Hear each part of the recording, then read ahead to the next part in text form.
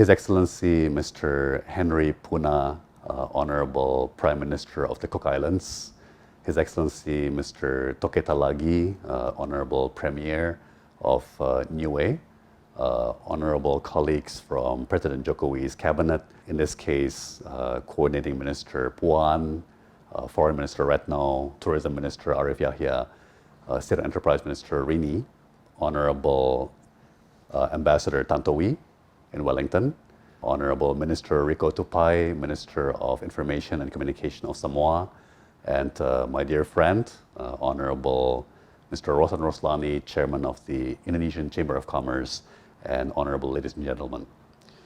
My name is Tom Lembong. I'm the Chairman of the Indonesia Investment Coordinating Board, and please allow me first to congratulate all of you on the first Pacific Exposition.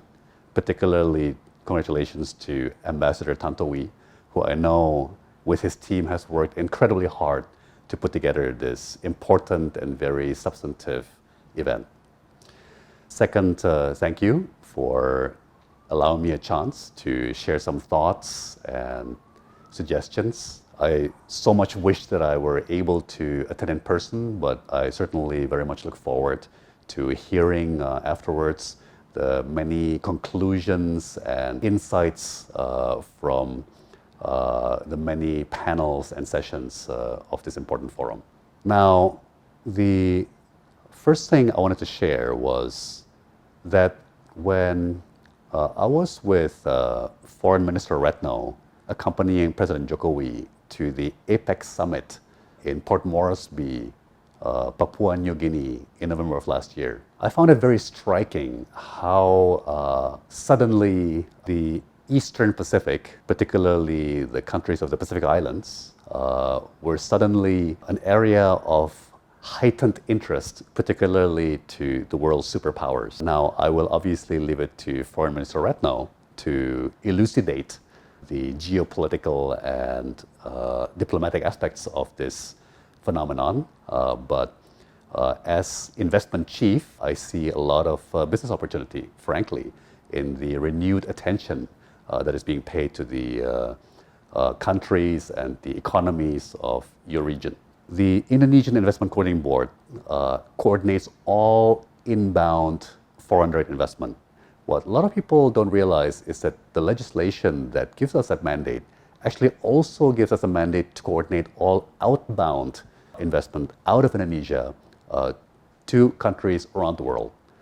So the first thing I want to commit is that we will follow Foreign Minister Retno's lead and our cabinet colleagues' lead in promoting our companies to invest to your countries in accordance with the strategy and the plans outlined by the cabinet. And personally, I see a lot of exciting opportunities, and I certainly look forward to working with my counterparts in each of your countries and with my counterparts in our partner countries such as New Zealand and Australia to make the most of this new momentum in the Eastern Pacific. The second thing I wanted to share with you is my belief that connectivity between Eastern Indonesia and the Pacific Islands will now be easier and better and more cost-effective than ever. And that is because in the last 5 years, President Jokowi has built more infrastructure in Indonesia, arguably than the previous 20.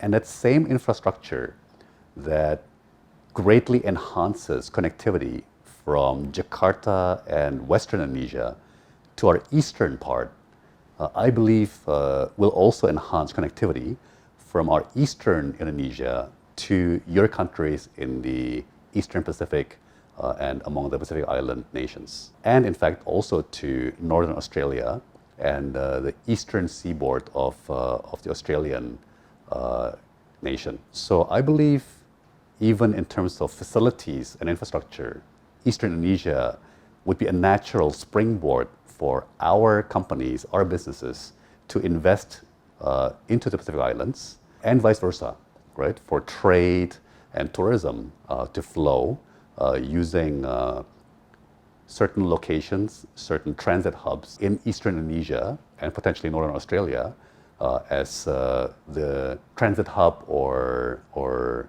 kind of bridge, infrastructure bridge between our two regions. Thirdly and lastly, I just wanted to highlight that 3 months ago, Indonesia and Australia signed a free trade agreement, the Indonesia-Australia CEPA, with particular thanks to, again, Foreign Minister Retno and her team in Canberra. It is the first trade agreement with a fellow G20 economy that Indonesia has signed in 10 years. And from an investment perspective, I couldn't be happier because a key issue for any investment is market access. Nobody wants to build factories in countries that don't have good access to big markets like Australia or the European Union. And Australia, I want to point out, is still an economy that is larger than Indonesia. Indonesia is now just reached $1 trillion per year GDP. Australia is already 1.3 trillion per year GDP. So it's a sizable market with which to have a trade agreement. But the point is that this marks a new high water mark in Australia-Indonesia relations, in my view. And I certainly feel that in our business dealings or in my dialogues with the business community.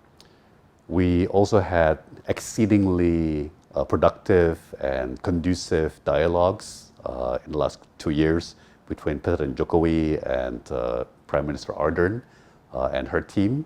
I'm in direct communication with some members of her cabinet and have found it to be a very conducive and productive relationship.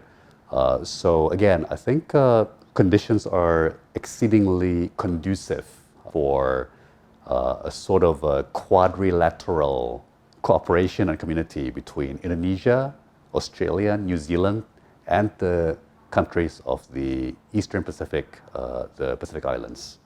So once again, I very much look forward to all the conclusions and insights that will come out of your series of sessions in this important forum. I'm excited about the business opportunities, particularly tourism. So I think it's very appropriate that Tourism Minister Arif Yahya is there. Thank you, Minister Arif.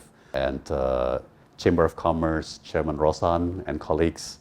Likewise, I look forward to an active dialogue with your members, our companies, after this forum on how we can turn your discussions and concepts and ideas into reality on the ground in the years to come. Thank you very much.